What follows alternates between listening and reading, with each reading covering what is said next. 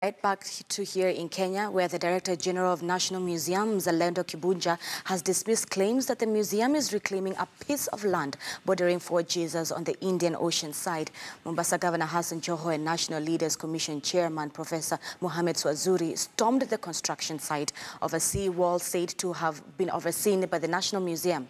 Joho ordered the development stopped in order to protect the erosion of Fort Jesus. Francis Mtalaki reports from Mombasa. Stormed the construction site, claiming the National Museum of Kenya is reclaiming it. We object, first of all, to the construction of the seawall, given that this area historically is very important to all of us.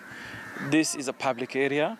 It is a place where the old towners spend their time almost every evening. Visitors come here, young boys come and swim here. So this seawall will change the entire ecological system of this area.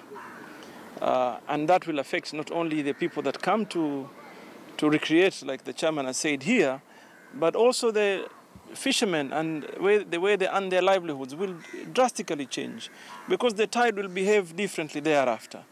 And we must find all possible ways as a county to stop this from continuing. The ecological sensitivity of this area is such that we are not going to allow such reclamation, and then the world historical importance of this building here for Jesus cannot allow us to deface the front. The county government of Mombasa and the Ministry of Land said the Museum of Kenya and Fort Jesus had applied to construct a seawall, but wondered why it was reclaiming the sea. And we must find all possible ways as a county to stop this from continuing. We are not in any way in a fight with museums, no. We want to be able to complement each other.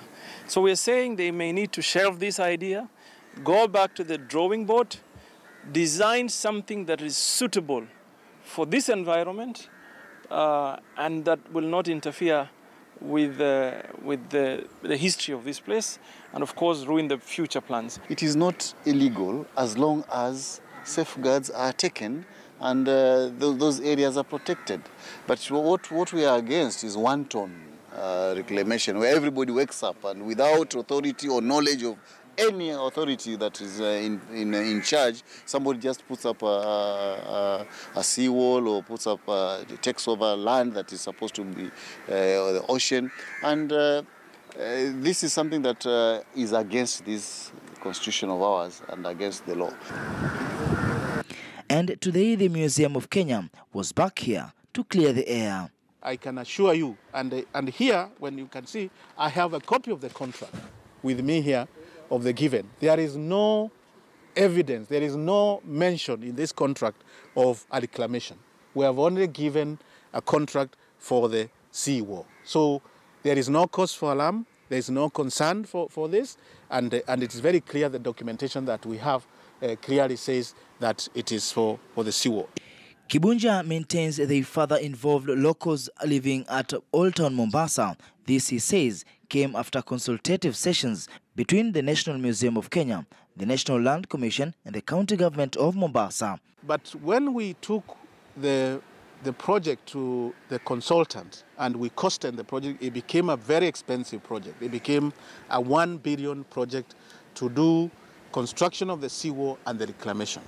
And since there was no money available, the board of the National Museums of Kenya decided that we should only do the seawall. Kibunja says residents presented a proposal for the reclamation, which has so far not been implemented because of financial constraints. Now, what you're seeing here is what many will call as a false wall, basically to try and block water flowing from this area where construction is ongoing. And according to the contractor, once the construction is complete, then this false wall will be removed so as to allow water to flow again into where I'm standing. Francis Mtalaki, KTN News, Mombasa.